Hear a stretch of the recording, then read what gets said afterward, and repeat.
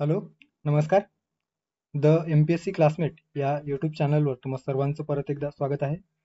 MPSC daily पीवायक्यूज analysis या lecture series मधला म्हणजे आपण जे काही डेली बेसिसवर पीवायक्यूज अनालिसिस करत होतो, त्यामध्ये आपण मंडे टू फ्रायडे पीवायक्यूज 10 पीवायक्यूज आपण रोजची डिस्कस करत होतो आणि सॅटर्डेला मोस्ट एक्सपेक्टेड चालू घडामोडीचे 15 प्रश्न डिस्कस करत होतो. ओके, सो साधारणतः 90 दिवसाचं जे काही इनिशिएटिव्ह आहे ते या लेक्चर नंतर किंवा या लेक्चरमध्ये आपण कॉन्क्लूड करणार आहोत. सो या ठिकाणी चालू घडामोडीची जी काही 14वी सिरीज आहे, ओके, सो त्यामध्ये जे प्रश्न विचारले गेलेले आहेत ते आपण बघणार आहोत. यासाठी आपण आपल्या टेलिग्राम चॅनलवर क्विज बॅच देखील सुरू केलेलं होतं, ज्यामध्ये हे जे काही प्रश्न आहेत ते आपण क्विज फॉर्म मध्ये पोस्ट करत होतो आणि त्या प्रश्नांचं सविस्तर विश्लेषण आपण या ठिकाणी करत आहोत. ओके, सो राज्यसेवा पूर्व परीक्षेला साधारणतः आजपासून म्हणजे 11 जुलैपासून 21 जुलैला होणारी जी काही राज्यसेवा पूर्व परीक्षा आहे त्याला 10 दिवस उरलेला आहे.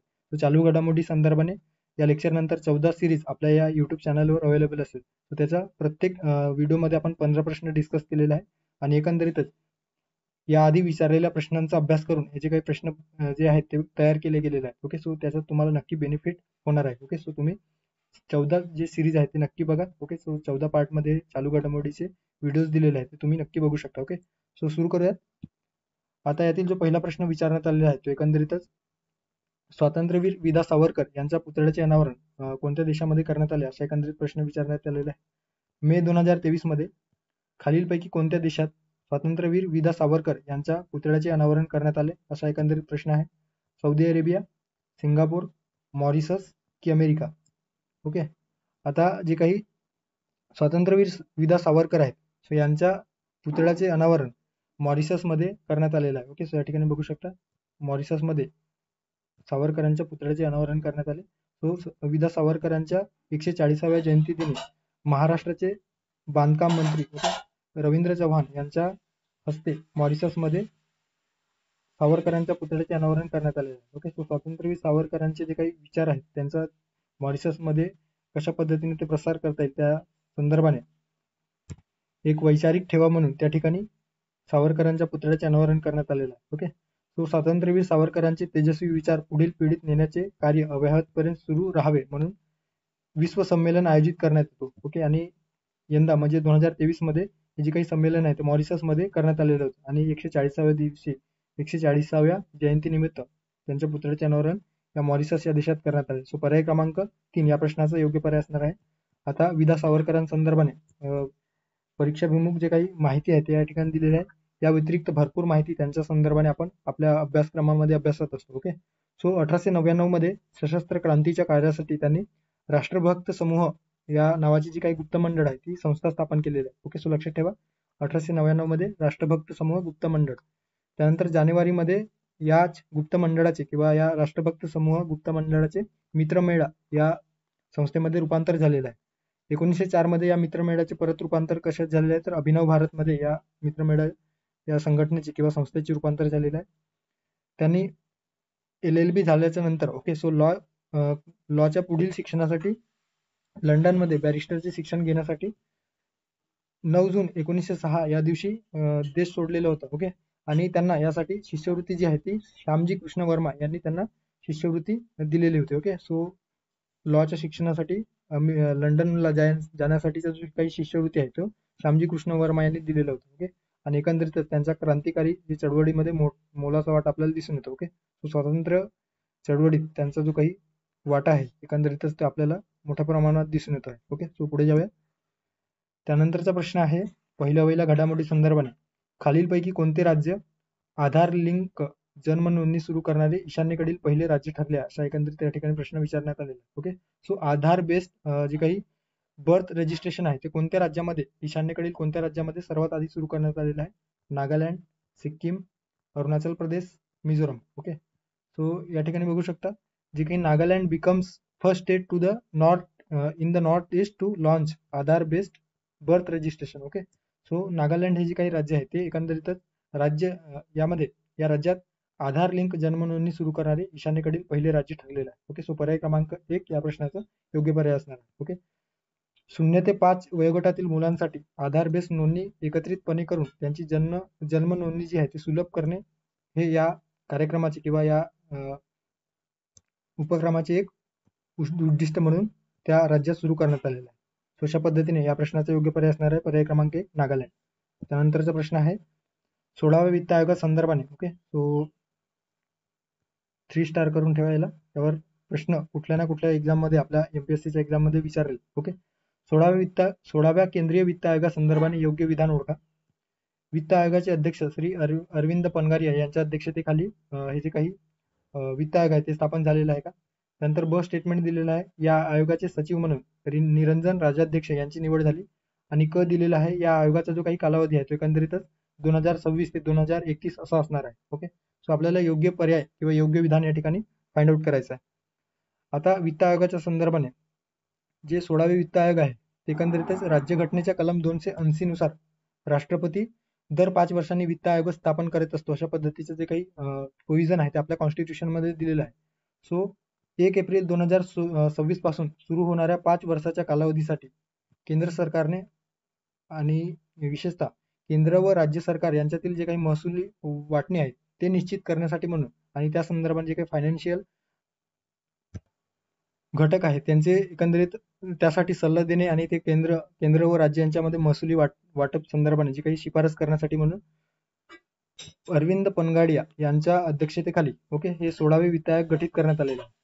यामध्ये 16व्या वित्त आयोगाचे अध्यक्ष दिलेले आहे अरविंद पनगारिया जे नीती आयोगाचे सदस्य होते. ओके, सो नीती आयोगाचे सदस्य नाही तर नीती आयोगाचे उपाध्यक्ष होते. ओके, सो या ठिकाणी उपाध्यक्ष होते ते सो अरविंद पनगारिया यांच्या अध्यक्षतेखाली हे जे काही 16वे वित्त आयोग आहे ते गठीत करण्यात आलेले. सदस्य कोण आहेत? ओके, सो यामध्ये सदस्य दिलेले आहे. तो सदस्य लक्षात ठेवा अजय नारायण झा माजी सदस्य 15व्या वित्त आयोगाचे जे सदस्य होते त्यांची परत फेरनिवड या ठिकाणी 16व्या वित्त आयोगामध्ये सदस्य म्हणून करण्यात आलेली आहे. त्यानंतर any George Matthew, Manoj Panda आणि निरंजन राजाध्यक्ष सो या 4 व्यक्तींची निवड परमनंट सदस्य म्हणून या ठिकाणी करण्यात आलेली आहे. सो अंशकालीन सदस्य विचारलेलं असेल तर सौम्य क्रांती घोष. ओके, सो सौम्य कांती घोष यांची निवड अंशकालीन सदस्य म्हणून करण्यात आलेली आहे. आता या ठिकाणी सचिव जे दिलेलं आहे ते एकंदरीतच या ठिकाणी बघू शकता जी काही ऋत्विक रंजनम पांडे. ओके, सो ऋत्विक रंजनम पांडे हे या 16व्या वित्त आयोगाचे सचिव आपल्याला या ठिकाणी दिसून येतो. ओके, आता या ठिकाणी जे या इमेज मध्ये दिलेलं आहे 16व्या एकंदरीत वित्त आयोगाचे जे काही कॉन्स्टिट्यूशनल प्रोव्हिजन आहे ते कलम 280 नुसार फायनान्स कमिशन किंवा वित्त आयोग गठीत करण्यात येतो. अपॉइंटमेंट किंवा जी काही वित्त आयोग आहे ते कोणाद्वारे गठीत केला जातो तर प्रेसिडेंटद्वारे. यासाठी क्वालिफिकेशन जी आहे ती पार्लिमेंट ठरवत असते. टेनर किंवा कार्यकाळ जो असतो तो 5 वर्षाचा असतो. ओके, यामध्ये रिअपॉइंटमेंट होऊ शकतं का तर होऊ शकतो. आपण बघितलेलं आहे अजय नारायण झा हे 15व्या वित्त आयोगाचे सदस्य होते आणि त्यांची परत फेरनिवड या ठिकाणी झालेली आहे. फर्दर एम्प्लॉयमेंट करू शकतात. ओके, कुठलंही बंधन नसतो. यांना salary as per the central government जे प्रोव्हाइड करेल त्या पद्धतीने दिले जातो. चार्ज जे असतो यांचं जे काही सॅलरी आहे ते कन्सोलिडेटेड फंड ऑफ इंडियामध्ये म्हणजे जे काही संचित निधी आहे त्यामध्ये त्यावरून हे खर्च केला जात नाही. ओके, सो ते सेंट्रल गव्हर्नमेंट किंवा केंद्र शासनाद्वारे ठरवले जातो. यांच्याकडे जे काही अधिकार आहे ते ऍडवायझरी बॉडी ओके म्हणजे एक सल्लादायी क्षेत्र म्हणून ते कार्य करत असतात. त्यांचं जे काही शिफारस आहे किंवा त्यांनी दिलेला जो काही सजेशन आहे तो सरकारवर बंधनकारक नसतो. क्वाशी ज्युडिशियल म्हणजे अर्धन्यायिक संस्था अशा पद्धतीने त्यांचे अधिकार आपल्याला या ठिकाणी दिसून येतो आहे. ओके, सो डिस्ट्रीब्युशन कशामध्ये ते जे काही एकंदरीत कार्य आहे त्याच्यामध्ये नेट प्रोसीड जे काही महसूल प्राप्त झालेलं असते वेगवेगळ्या करांच्या माध्यमातून ते डिस्ट्रीब्युशन करणे. केंद्र व राज्य यांच्यामध्ये अनुदानांसंदर्भात जी कलम 275 नुसार वेगवेगळे अनुदाने केंद्राद्वारे राज्य किंवा इतर संस्थांना दिले जातो त्या संदर्भात शिफारशी करणे. अशा पद्धतीने वित्तीय कामकाज आहे त्या संदर्भात शिफारशी करण्याचे कार्य या वित्त आयोगाच्या द्वारे केले जाते. ओके, आता या ठिकाणी जे विधानात दिलेलं आहे वित्त आयोग श्री अरविंद पनगारिया यांच्या अध्यक्षतेखाली 16वे वित्त आयोग गठीत करण्यात आलेले आहे का अशा पद्धतीने 16व्या वित्त आयोगाच्या संदर्भात दिलेलं आहे. सो अ जे स्टेटमेंट आहे ते बरोबर असणार आहे. ब मध्ये दिलेलं आहे या आयोगाचे सचिव म्हणून निरंजन राजाध्यक्ष यांची निवड करण्यात आलेली आहे. सो हे स्टेटमेंट बरोबर आहे का तर चुकीचं आहे. कारण निरंजन राजाध्यक्ष हे सदस्य म्हणून या 16व्या वित्त आयोगामध्ये त्यांची निवड झालेली आहे. मात्र जी काही ऋत्विक रंजनम पांडे ओके सो ऋत्विक रंजनम पांडे यांची निवड या ठिकाणी सचिव म्हणून किंवा नियुक्ती सचिव म्हणून करण्यात आलेली. त्यामुळे ब जे स्टेटमेंट आहे ते या ठिकाणी चुकीचे असणार आहे. त्यानंतर क स्टेटमेंट मध्ये दिलेला आहे या आयोगाचा जो काही कालावधी आहे तो 2026 ते 2031 असणार आहे. सो क या ठिकाणी योग्य असणार आहे. सो अ आणि क योग्य असणारा पर्याय आहे पर्याय क्रमांक 1. ओके, पर्याय क्रमांक 1 या प्रश्नाचा योग्य आन्सर असणार आहे. त्यानंतरचा प्रश्न आहे अलीकडे 4 दिवसाचा कामकाजाचा आठवडा जाहीर करणारा जगातील पहिला देश. ओके, ऑफिशियली जे गव्हर्नमेंटद्वारे ऑफिशियली आणि होल कंट्रीमध्ये 4 दिवसाचा कामकाजाचा आठवडा जाहीर करणारा पहिला देश कुठला देश ठरलेला आहे, असा एकंदरीत प्रश्न या ठिकाणी विचारण्यात आलेला आहे. फिनलँड, नेदरलँड, स्वीडन की स्पेन. ओके, सो लक्षात ठेवा, करोनाचा फटका किंवा जी काही कोविड-19 एकंदरीत 2020 मध्ये जो करोनाचा फटका बसल्यानंतर अनेक देशांनी त्यांच्या जे काही देशामध्ये आर्थिक जो दिवस आहे, कामकाजाचा जो दिवस आहे, तो एकंदरीतच 4 दिवसांचा सुरू करण्याचा, प्रायोगिक तत्वावर सुरू करण्याचा निर्णय घेतलेला होता. त्यामध्ये सर्वप्रथम बेल्जियम या देशाने प्रायोगिक तत्वावर 4 दिवसाचा आठवडा सुरू करणारा हा जगातील पहिला देश किंवा युरोपातील पहिला देश ठरलेला होता. ओके, त्या पाठोपाठ जे इतर देश आहे त्यामध्ये स्पेन आहे, स्कॉटलँड आहे, आइसलँड आहे, इतर देशांनी प्रायोगिक स्तरावर ते सुरू केलेलं होतं. मात्र शासकीय स्तरावर आणि होल संपूर्ण देशासाठी म्हणून 4 दिवसाचा कामकाजाचा आठवडा सुरू करणारा हा जगातील पहिला देश स्पेन ठरलेला आहे. ओके, सो स्पेन लक्षात ठेवा, संपूर्ण देशासाठी किंवा संपूर्ण देशामध्ये 4 दिवसाचा आठवडा जाहीर करणारा स्पेन हा जगातील पहिला देश ठरलेला आहे. तर प्रायोगिक तत्वावर सुरू करणारा बेल्जियम हा पहिला देश ठरलेला आहे. ओके, सो या प्रश्नाचा योग्य पर्याय असणार आहे पर्याय क्रमांक 4 स्पेन. ओके, त्यानंतरचा प्रश्न आहे 69व्या फिल्मफेअर पुरस्कारासंदर्भाने या ठिकाणी प्रश्न विचारण्यात आलेला आहे. 69व्या फिल्मफेअर पुरस्कार 2024च्या संदर्भात योग्य विधाने ओळखा. अविधान दिलेलं आहे सर्वोत्कृष्ट चित्रपट म्हणून 12th फेल किंवा 12वी नापास 12th फेल हे ठरलेलं आहे का. त्यानंतर आहे सर्वोत्कृष्ट अभिनेता रणवीर कपूर. क दिलेला आहे सर्वोत्कृष्ट दिग्दर्शक विनोद चोपडा. आणि ड विधानात दिलेलं आहे सर्वोत्कृष्ट अभिनेत्री आलिया भट्ट. तो कुठला पर्याय या ठिकाणी बरोबर असणार आहे. ओके, सो योग्य विधान दिलेलं आहे अ ब क ड, त्यानंतर आहे ब क ड आणि वरीलपैकी सर्व. ओके, सो अ क ड पाहिजे होता या ठिकाणी. ओके, सो या ठिकाणी आपल्याला योग्य जे काही स्टेटमेंट आहे ते आपल्याला फाइंड आउट करायचं. आता गांधीनगर, गुजरातमधील गांधीनगर या ठिकाणी 27 ते 28 जानेवारी 2024 ला राष्ट्रीय स्तरावरील जो काही 69वा फिल्मफेअर पुरस्कार आहे, जे चित्रपट या सृष्टीतील कलाकारांना दिला जातो, सो त्यासाठी म्हणून जे काही फिल्मफेअर पुरस्कार आहे ते आयोजित करण्यात आलेले होता.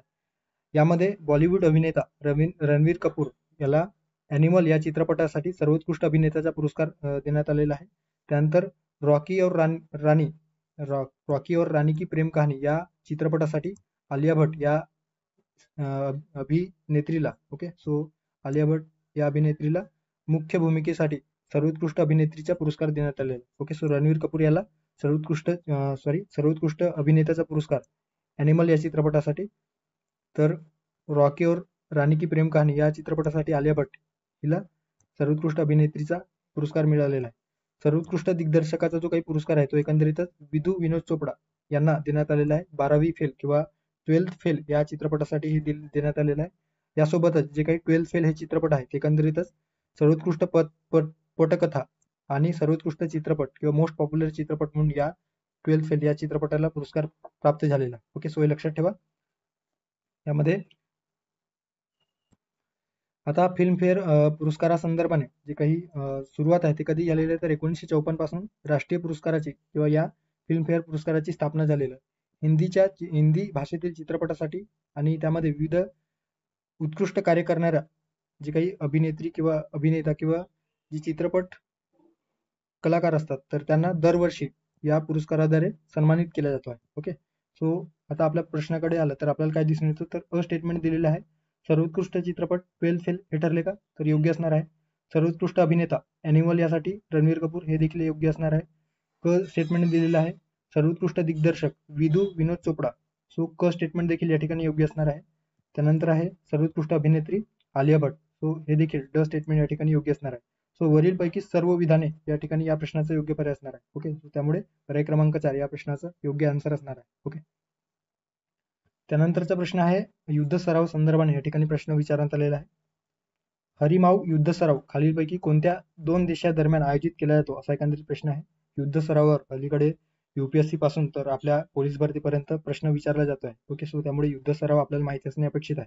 मागच्या वर्षी 2023 मध्ये जी काही कंबाईन पूर्व परीक्षा झालेली होती त्यामध्ये देखील युद्ध सरावावर चालू घडामोडी अंतर्गत प्रश्न विचारण्यात आलेला होता. त्या ठिकाणी हरिमाऊ युद्ध सराव कोणत्या देशांदरम्यान आयोजित केला जातो, भारत आणि श्रीलंका, भारत आणि म्यानमार, भारत आणि मलेशिया, भारत आणि सौदी अरेबिया. ओके, सो याआधी जे काही आपण 13 जे चालू घडामोडी संदर्भात जे काही व्हिडिओ सिरीज बघितलेलं आहे त्यामध्ये वेगवेगळ्या जे युद्ध सराव आहेत ते बघितलेले आहे. त्यांच्या एकंदरीत जी काही आवृत्ती आहे ती कितवी आवृत्ती किंवा कुठे झाली आहे ते देखील आपण बघितलेलं आहे. ओके, सो तुम्ही राज्यसेवा पूर्व आणि कंबाईन पूर्वसाठी त्याचं एक नक्कीच बेनिफिट होणार आहे. ते तुम्ही सविस्तर लेक्चर 1.5च्या स्पीडने बघू शकता. ओके, सो या ठिकाणी जे काही हरिमाव युद्ध सराव आहे ते बघू शकता. हरिमाव युद्ध शक्ती किंवा त्याला हरिमाव युद्ध सराव म्हटलं गेलेला आहे. इंडिया आणि मलेशिया, ओके, सो भारत आणि मलेशिया या दोन देशांदरम्यान आयोजित करण्यात येतो. आता जे काही हे युद्ध सराव आहे ते 2023 मध्ये ऑक्टोबर नोव्हेंबरमध्ये हे युद्ध सराव उमराई कंटोनमेंट, मेघालय राज्यातील उमराई कंटोनमेंट या ठिकाणी म्हणजे लष्करी छावणी आहे तर त्या ठिकाणी आयोजित करण्यात आलेली होती. 23 ऑक्टोबर 2023 ला भारत आणि मलेशिया, मलेशियन जे काही सैन्य आहे यांच्या दरम्यान द्विपक्षीय बायलॅटरल जे काही युद्ध सराव आहे ते आयोजित करण्यात आलेले होते. त्याला हरिमाव युद्ध शक्ती किंवा हरिमाव शक्ती युद्ध सराव म्हटलं जातं. सो पर्याय क्रमांक 3 भारत आणि मलेशिया हरिमाव युद्ध सराव. ओके, सो लक्षात ठेवा. आता जे इतर जे काही युद्ध सराव आहे ते या ठिकाणी दिलेलं आहे. सो तुम्ही हे स्क्रीनशॉट घेऊ शकता. संप्रीती नावाचा जो काही युद्ध सराव आहे तो एकंदरीतच भारत आणि बांगलादेश यांच्या दरम्यान आयोजित केला जातो. मित्रशक्ती UPSC मध्ये 2024च्या परीक्षेत पूर्व परीक्षेत प्रश्न विचारलेला होता. सो भारत आणि श्रीलंकेदरम्यान जे काही मित्र शक्ती आहे ते आयोजित केला जातो. मैत्री एक्सरसाइज जी असते ती एकंदरीतच भारत आणि थायलंड यांच्या दरम्यान आयोजित केला जातो. वज्रप्रहार भारत आणि अमेरिका किंवा USA युद्धाभ्यास देखील भारत आणि अमेरिका. त्यानंतर नोमॅडिक एलिफंट, ओके, सो लक्षात ठेवा नोमॅडिक एलिफंट नावाचा जो काही युद्ध सराव आहे तो एकंदरीतच भारत व मंगोलिया यांच्या दरम्यान आयोजित केला जातो. गरुडा शक्ती इंडोनेशिया सोबत, ओके, भारत आणि इंडोनेशिया. शक्ती एक्सरसाइज भारत आणि फ्रान्स. धर्मा गार्डियन जपान सोबत आयोजित केला जातो. त्यानंतर सूर्यकिरण भारत आणि नेपाळ, ओके, सो सर्व भारत आणि जे इतर देश आहेत त्यांच्या संदर्भात दिलेलं आहे. Hand in hand, okay, so hand in hand नावाचा जो काही युद्ध सराव आहे तो चायना सोबत. सिम्बेक्स नावाचा जो युद्ध सराव आहे तो एकंदरीतच सिंगापूर, ओके, सो नावातच दिलेला आहे SIMBEX, Singapore India maritime bilateral exercise, okay, so नौदलीय युद्ध सराव आहे. शक्ती एक्सरसाइज फ्रान्स सोबत. त्यानंतर कॉर्पेट जे युद्ध सराव आहे ते एकंदरीतच थायलंड सोबत केला जातो आहे. ओके, सो मैत्री आणि कॉर्पेट हे थायलंड सोबत केले जातो. इंदिरा नावाचा जो युद्ध सराव आहे तो एकंदरीत रशिया सोबत आयोजित केला जातो. अजय वारियर एकंदरीतच UK किंवा इंग्लंड किंवा ब्रिटन सोबत आयोजित केला जातो. त्यानंतर इंद्रधनुष परत ब्रिटन आणि भारत यांच्या दरम्यान युद्ध सराव होतो. एकविरिन लक्षात ठेवा मालदीव या ठिकाणी मालदीव सोबत भारत आणि मालदीव यांच्या दरम्यान जे काही एकविरिन नावाचा युद्ध सराव आहे ते केला जातो. आणि ऑस्ट्रा भारत व ऑस्ट्रेलिया यांच्या दरम्यान केला जातो. अशा पद्धतीने वेगवेगळे युद्ध सराव या ठिकाणी दिलेला आहे. त्यानंतरचा प्रश्न आहे आंतरराष्ट्रीय योग दिनाच्या संदर्भात अयोग्य जोडी ओळखा असा एकंदरीत या ठिकाणी प्रश्न विचारण्यात आलेला आहे. ओके, आणि जे काही वेगवेगळे थीम आहेत 2020 पासून, सो त्या थीमच्या संदर्भाने या ठिकाणी कुठली जोडी चुकीची आहे असा एकंदरीत प्रश्न दिलेला आहे. 2020 yoga at home, yoga with family हे जे काही थीम आहे ते होतं का. त्यानंतर ब स्टेटमेंट 2021 मध्ये योगा फॉर वेलनेस. क स्टेटमेंट आहे 2023चा योगा फॉर वसुदेव कुटुंबकम. आणि चौथं दिलेलं आहे 2024चा योगा फॉर ह्युमॅनिटी. सो कुठलं जी काही जोडी या ठिकाणी चुकीची असणार आहे किंवा अयोग्य असणार आहे. आता पंतप्रधान नरेंद्र मोदी यांनी 2015 पासून, ओके, 21 जून 2015 पासून दरवर्षी आंतरराष्ट्रीय योग दिनाला सुरुवात केलेली आहे. ओके, सो 21 जून हे जे काही दिवस आहेत एकंदरीतच आंतरराष्ट्रीय स्तरावर 2015 पासून आंतरराष्ट्रीय योग दिवस म्हणून साजरा करण्याला सुरुवात झालेली आहे. 2024 ची जी काही थीम होती ती एकंदरीतच स्वयं शिक्षण आणि आत्मजागरूकता या पैलूवर आधारित होती. आणि त्याची एकंदरीत जी थीम आहे ते त्या थीमचं नाव काय दिलेलं होतं तर स्वतःसाठी आणि समाजासाठी योग. Okay, so yoga for self and society असा एकंदरीत त्याची या 2024च्या आंतरराष्ट्रीय योग दिनाची थीम होती. ओके, सो आता आपल्या प्रश्नात दिलेलं आहे 2024 ची theme yoga for humanity. So ड जे स्टेटमेंट आहे ते या ठिकाणी चुकीचे असणार आहे. ओके, सो ड स्टेटमेंट चुकीचं असणार आहे आणि आपल्याला चुकीचं फाइंड आउट करायचं आहे. त्यामुळे 2 आणि 4 पर्याय या ठिकाणी, ओके, सो 2 पर्याय या ठिकाणी एलिमिनेट ठरतोय.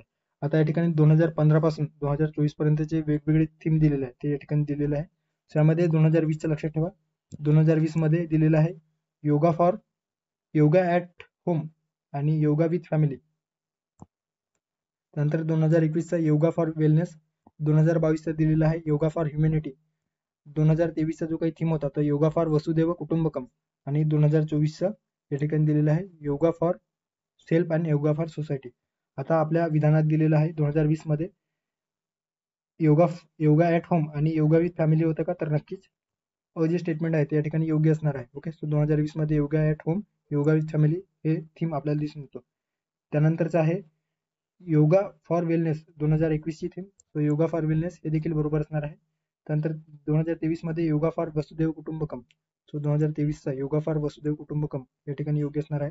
आणि ड जे पर्याय दिलेला आहे किंवा विधान दिले आहे ते योगा फॉर ह्युमॅनिटी हे 2024चे नसून 2022 आहे. Okay, so yoga for humanity या ही जी काही थीम आहे ती एकंदरीत 2022च्या आंतरराष्ट्रीय योग दिनाची थीम होती. तर 2024 मध्ये yoga for self and yoga for society हे या वर्षाची थीम होती. सो पर्याय क्रमांक 3 फक्त ड या प्रश्नाचं योग्य पर्याय असणार आहे. ओके, सो अयोग्य जोडी किंवा चुकीची जोडी आहे ड. ओके, सो पुढे जाऊया. त्यानंतरचा प्रश्न आहे अलीकडे 2024 मध्ये समलैंगिक विवाहाला मान्यता देणारे डॅश डॅश हे आशियातील तिसरे देश ठरलेले आहे. ओके, सो 2024 मध्ये समलैंगिक विवाहाला मान्यता देणारे हे तिसरे आशियाई देश ठरलेले आहे. अशा पद्धतीने प्रश्न विचारण्यात आलेला आहे. Nepal, Thailand, Bangladesh, Taiwan. So लक्षात ठेवा जे काही समलैंगिक विवाहाला मान्यता देणारे पहिले 3 आशियाई देश, त्यामध्ये सर्वात आधी तायवान यांनी 2019 मध्ये दिलेला आहे. त्यानंतर दुसरा जो आशियाई देश आहे तो नेपाळ या देशाने 2023 मध्ये आणि थायलंड या देशाने 2024 मध्ये. ओके, सो तिसरा देश थायलंड हा जो काही देश आहे त्याने या समलैंगिक विवाहाला मान्यता दिलेली आहे 2024 मध्ये. सो लक्षात ठेवा याआधी नेपाळने 2023 मध्ये मान्यता दिलेलं होतं. सो पर्याय क्रमांक 2 या प्रश्नाचा योग्य पर्याय असणार आहे. ओके, आता सर्वात आधी जे काही विविध देश आहेत, ओके, तर जगातील वेगवेगळ्या देशांनी या सेम सेक्स मॅरेज किंवा समलैंगिक विवाह याला लिगलाइज केलेलं आहे. सो कुठल्या देशाने सर्वात आधी केलेलं आहे तर 2001 मध्ये नेदरलँड. ओके, सो जे काही युरोपियन देश आहे सो नेदरलँड या देशाने या समलैंगिक विवाहाला मान्यता देणारा पहिला देश ठरलेला आहे. ओके, सो अशा पद्धतीने या प्रश्नाचा योग्य पर्याय असणार आहे पर्याय क्रमांक 2. ओके, त्यानंतरचा प्रश्न आहे मोस्ट एक्सपेक्टेड नालंदा विद्यापीठासंदर्भाने योग्य विधान ओळखा असा एकंदरीत प्रश्न आहे. चालू घडामोडीच्या अँगलने देखील या प्रश्नाचा आपण विचार करू शकतो. त्याच पद्धतीने जे काही प्राचीन भारताचा जो इतिहास यावर राज्यसेवा पूर्व परीक्षेत प्रश्न विचारला जातो त्या अनुषंगाने देखील हा प्रश्न आपण त्या कॅटेगरीमध्ये समावेश करू शकतो. ओके, नालंदा विद्यापीठासंदर्भाने योग्य विधान ओळखा. अ दिलेला आहे या विद्यापीठाची स्थापना गुप्त घराण्याचा राजा कुमारगुप्त प्रथम यांनी केला. त्यानंतर ब दिलेला आहे हे जगातील पहिले निवासी विद्यापीठ मानले जाते. क दिलेला आहे 2016 मध्ये याला युनेस्कोचा जागतिक वारसा स्थळ म्हणून घोषित करण्यात आले. वरील सर्व विधान बरोबर, वरील सर्व विधान अयोग्य, फक्त अ आणि ब योग्य, फक्त ब आणि क योग्य. ओके, सो आपल्याला योग्य विधान फाइंड आउट करायचं आहे. अलीकडे 2024 मध्ये 19 जून 2024 मध्ये आपले देशाचे पंतप्रधान नरेंद्र मोदी यांनी जे काही जुना नालंदा जे अवशेष आहे, ओके, नालंदा विद्यापीठाचे अवशेष आहे, भग्नावशेष, त्याच्या शेजारी नवीन एक नालंदा विद्यापीठाच्या कॅम्पस चे उद्घाटन केलेलं आहे. ओके, सो नवीन कॅम्पस सुरू झालेलं आहे नालंदा विद्यापीठाचे. सो त्याचे जे काही उद्घाटन आहे ते 19 जून 2024 ला करण्यात आलेलं आहे. आता या नालंदा विद्यापीठाची स्थापना कोणी केलेली आहे तर कुमारगुप्त. ओके, सो गुप्त घराण्याचा जो काही कुमारगुप्त या राजाने 5व्या शतकामध्ये या नालंदा विद्यापीठाची स्थापना केलेली आहे. यामध्ये विविध विषयांचा अभ्यास, यामध्ये बौद्ध धर्म, त्यानंतर वेद असेल, तर्कशास्त्र, व्याकरण, गणित, खगोलशास्त्र इत्यादी जे काही अभ्यास विषय आहे ते शिकवले जायचे. ग्रंथालय यामध्ये 3 मुख्य इमारतींमध्ये विस्तृत ग्रंथालय आपल्याला त्या ठिकाणी दिसून येत होतं. हस्तलिखिते देखील त्या ठिकाणी संग्रहित केली जायचे. देशातून तसेच विदेशातून या नालंदा विद्यापीठामध्ये बरेचसे जे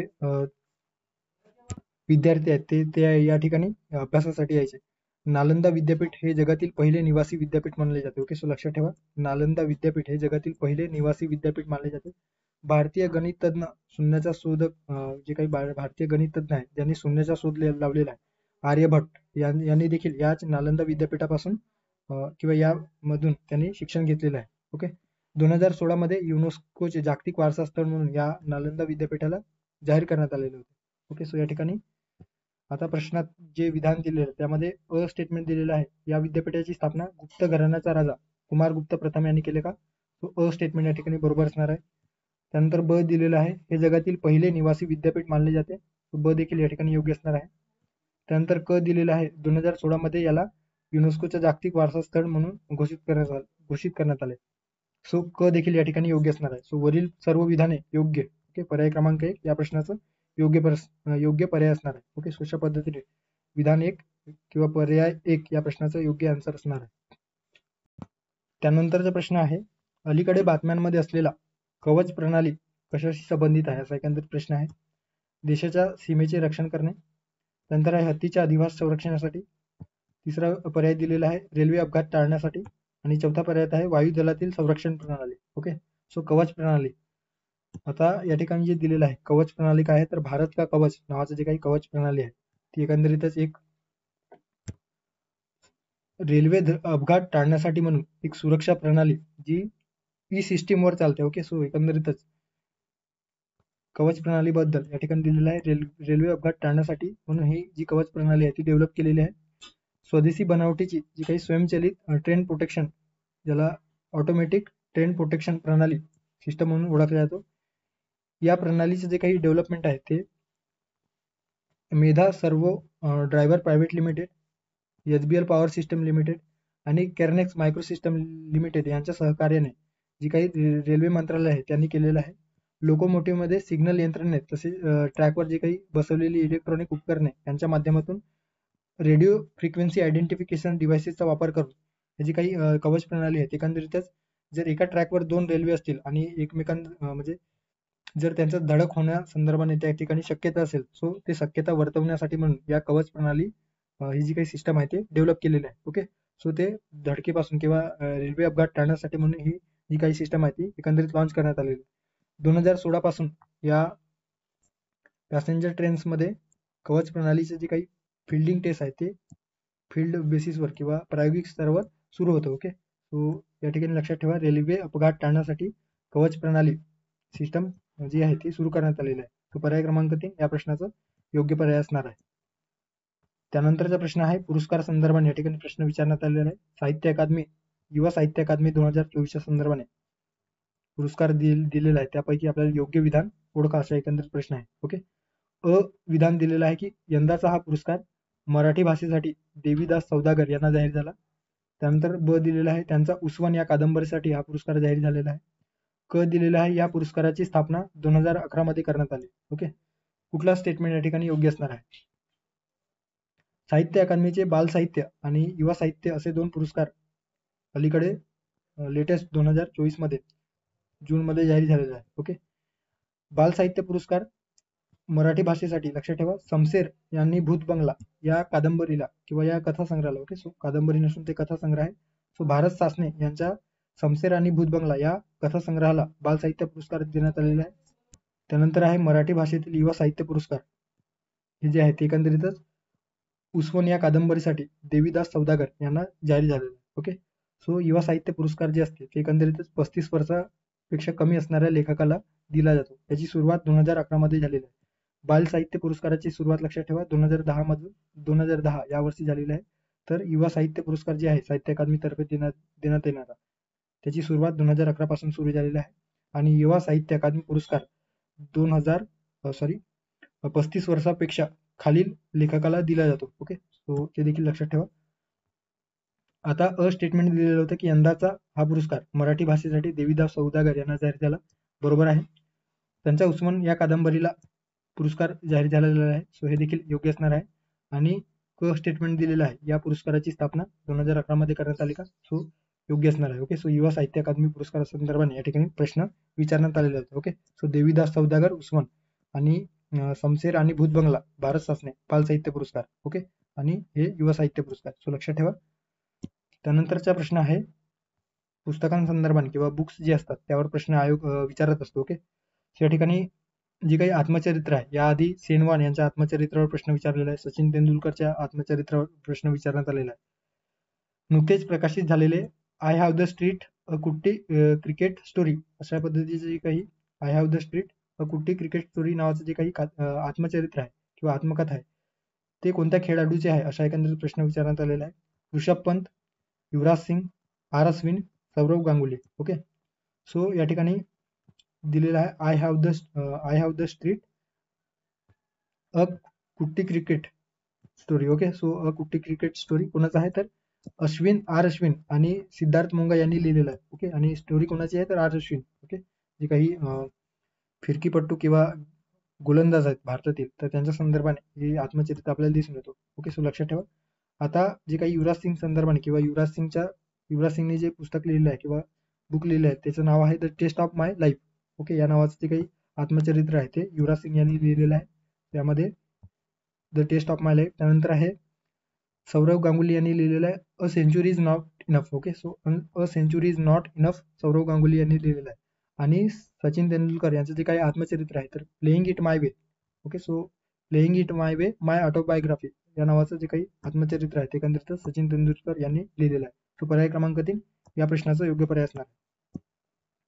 त्यानंतरचा प्रश्न आहे G7 परिषदेसंदर्भाने या ठिकाणी प्रश्न विचारण्यात आलेला आहे. G7 समूहाची 50वी बैठक संदर्भात योग्य विधान ओळखा असा एकंदरीत प्रश्न आहे.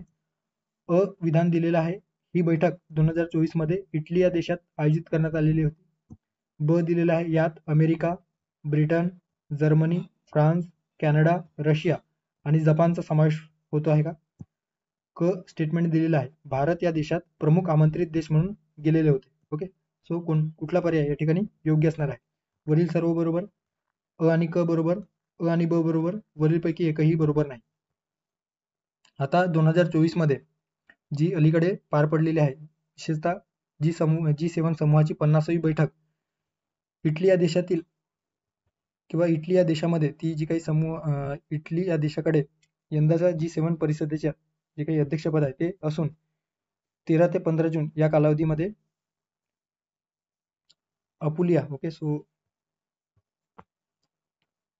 अपुलिया, ओके, इटली या देशातील अपुलिया या ठिकाणी G7 परिषदेची 50वी बैठक शिखर परिषद पार पडलेली आहे. ओके, आता या G7 परिषदेमध्ये 7 सर्वात जे काही विकसित देशांचा समावेश होतो. एक अनौपचारिक गट म्हणून या G7 कडे बघितला जातो आहे. याची एकंदरीत सुरुवात आहे ती एकंदरीतच 1973 मध्ये जे काही अरब देशामध्ये कच्च्या तेलाच्या किमतीमध्ये अचानक जे वाढ झालेली होती आणि त्या संकटावर चर्चा करण्यासाठी म्हणून फ्रान्सच्या पुढाकाराने या G7 चे जी काही स्थापना आहे ती झालेली होती. सुरुवातीला यामध्ये France, America, United kingdom, okay, Britain, त्यानंतर जर्मनी, जपान आणि इटली या 6 देशांचा समावेश होता.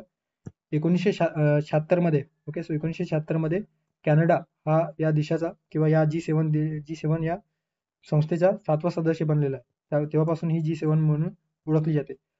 1997 मध्ये रशियाचा समावेश या ठिकाणी झालेला होता आणि त्यानंतर ते G7 चे G8 झालेलं होतं. मात्र 2014 मध्ये जो काही युक्रेनचा भाग असलेला क्रिमिया प्रदेश आहे, ते क्रिमिया प्रदेश त्यांनी बळकावल्याच्या नंतर रशियाला या गटातून हकालपट्टी करण्यात आलेली आहे. ओके, सो रशियाच्या या G7 या गटातून हकालपट्टी केल्याच्या नंतर परत G8 चे G8 आधी जे नाव होते त्याचे नाव परत G7 करण्यात आलेलं आहे. ओके, सो यामध्ये यंदा 2024 मध्ये जी काही 50वी बैठक पार पडलेली आहे त्यामध्ये भारत हा जो काही देश आहे तो एकंदरीतच आमंत्रित देश म्हणून गेलेलो होतो. ओके, आपले पंतप्रधान नरेंद्र मोदीजी हे त्या ठिकाणी गेलेले होते. ओके, ते देखील लक्षात ठेवा. सो या प्रश्नाचं जर आपण या प्रश्नाकडे आलं तर आपल्याला अ जे स्टेटमेंट दिलेलं आहे, ही बैठक 2024 मध्ये इटली या देशात आयोजित करण्यात आलेली होती का? तर बरोबर आहे. ब दिलेलं आहे, यात America, Britain, Germany, France, Canada, Russia आणि जपान या देशाचा समावेश आहे का? सो याच्यामध्ये G7 परिषदेमध्ये रशियाचा समावेश नाही. या ठिकाणी America, Britain, Germany, France, Canada आणि जपान सोबतच इटली. ओके, सो असे 7 देशांचा समावेश या ठिकाणी या G7 परिषदेमध्ये आहे. भारत या देशात प्रमुख पाहुणे म्हणून किंवा प्रमुख आमंत्रित देश म्हणून गेलेला होता. सो हे देखील बरोबर असणार आहे. सो अ आणि क बरोबर असणार आहे, मात्र ब जे स्टेटमेंट आहे ते चुकीचं आहे. ओके, सो पर्याय क्रमांक 2 अ आणि क बरोबर. ओके, अशा पद्धतीने G7 संदर्भाने या ठिकाणी प्रश्न विचारण्यात आलेला होता. त्यानंतरचा प्रश्न आहे, युवा मितान परिवहन योजना खालीलपैकी कोणत्या राज्याची योजना आहे असा एकंदरीत प्रश्न आहे. मध्य प्रदेश, छत्तीसगड, ओडिसा, झारखंड. ओके, सो युवा मितान परिवहन योजना.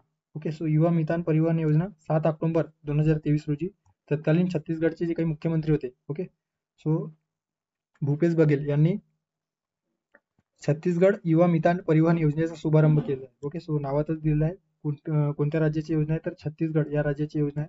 या योजनेच्या माध्यमातून जे काही महाविद्यालय किंवा शालेय स्तरावर जे मुलं शाळेमध्ये जात आहेत, ओके, सो त्यांना घरापासून शाळा किंवा महाविद्यालय जर अंतर जास्त असेल सो त्यांना बसेसच्या माध्यमातून जे काही सरकारी किंवा सार्वजनिक बसेस आहेत त्या सार्वजनिक बसेसच्या माध्यमातून त्यांना शाळापर्यंत किंवा महाविद्यालयापर्यंत मोफत प्रवास किंवा मोफत वाहतूक सेवा मिळणार आहे. ओके, सो लक्षात ठेवा छत्तीसगड या राज्याची युवा मितान परिवहन योजना आहे. ओके, त्यानंतरचा प्रश्न आहे शेवटचा प्रश्न या व्हिडिओमध्ये.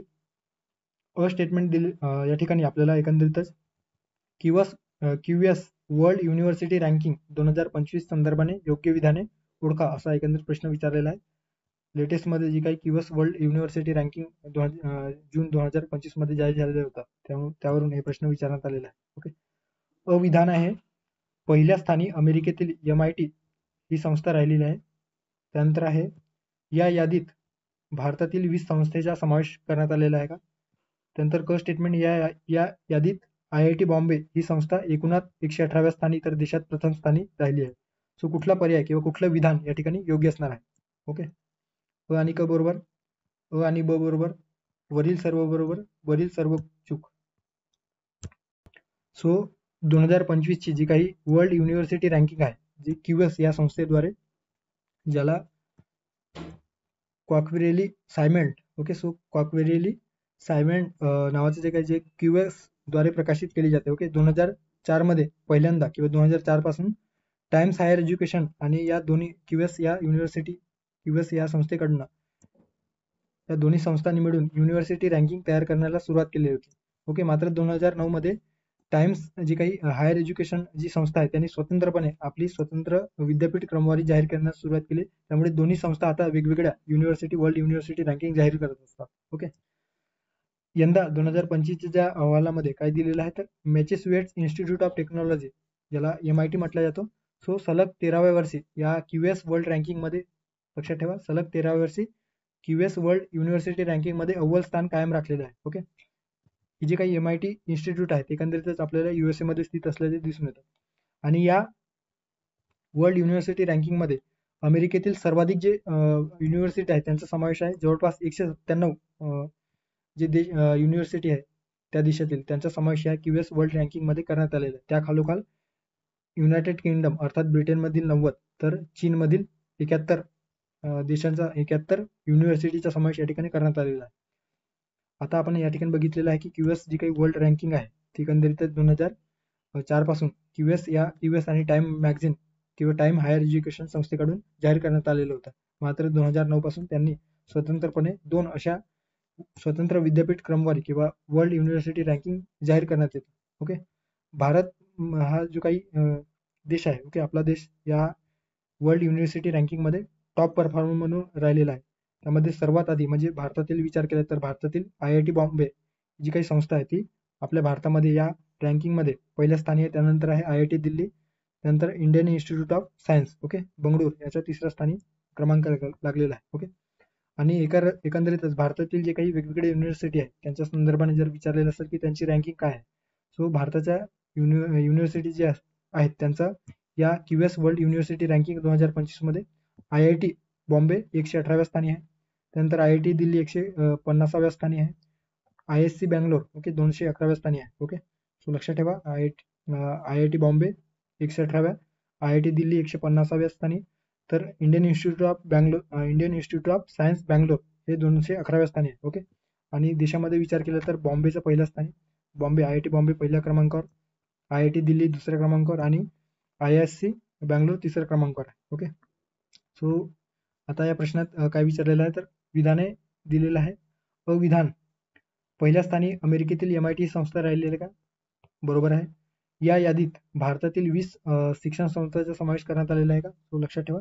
या यादीमध्ये भारतातील 20 शिक्षण संस्थांचा समावेश करण्यात आलेला आहे. या ठिकाणी दिलेलं नाही, मात्र ते देखील योग्य असणार आहे. ओके, तो 20 शिक्षण संस्थांचा समावेश यामध्ये करण्यात आलेला आहे. त्यानंतर आहे या यादीत IIT बॉम्बे ही संस्था एकूणात 118व्या स्थानी तर देशात पहिल्या स्थानी राहिलेली आहे. ओके, सो या ठिकाणी बघू शकता एकूणात IIT बॉम्बे ही संस्था 118व्या स्थानी तर देशात पहिल्या स्थानी राहिलेली आहे. सो वरील सर्व विधाने या प्रश्नाचा योग्य पर्याय असणार आहे किंवा योग्य असणार आहे. ओके, सो वरील सर्व विधाने बरोबर आहे, त्यामुळे पर्याय क्रमांक 3 या प्रश्नाचं योग्य आन्सर असणार आहे. ओके, सो अशा पद्धतीने आपण जे चालू घडामोडी संदर्भाने 15 प्रश्न आहेत ते डिस्कस केलेले आहेत. ओके, सो मागच्या साधारण 1 ते दीड वर्षाचे जे चालू घडामोडी आहेत ते आपण 14 सिरीजमध्ये, ओके. सो 14 पार्टमध्ये ते आपण प्रत्येक व्हिडिओमध्ये आपण 15 प्रश्न अशा पद्धतीने 14x15 आपण जर केलं तर साधारणतः 210च्या आसपास आपण जे प्रश्न आहेत चालू घडामोडी संदर्भाने ते आपण राज्यसेवा पूर्व त्याचप्रमाणे कंबाईन पूर्व परीक्षेच्या दृष्टीने डिस्कस केलेलं आहे, ओके. सो 2023 ते अलीकडे जून पर्यंत, ओके, जून पर्यंत जे काही चालू घडामोडीवर मोस्ट एक्सपेक्टेड जे आपल्याला वाटते की त्यावर प्रश्न विचारू शकतो ते आपण या ठिकाणी डिस्कस केलेलं आहे, ओके. सो थांबूया या ठिकाणी, भेटूया पुढच्या एका नवीन व्हिडिओमध्ये. थँक्यू, धन्यवाद.